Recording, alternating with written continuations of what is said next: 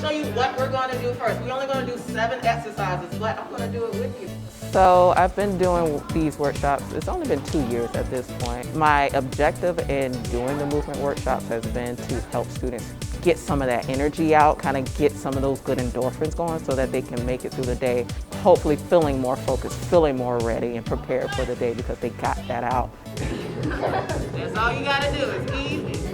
So as a school counselor, normally they'll see me one-on-one or in the classrooms or in the cafeteria, but seeing me working out with them and doing these activities with them, this is not, typical. So it's a whole nother environment, a way for them to connect, a way for us all to laugh.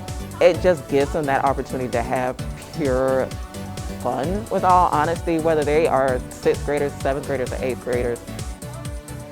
The movement workshops help me focus better on class. I've learned how to work out and stretch and also balance. Also helps me to get to know Ms. Harris more.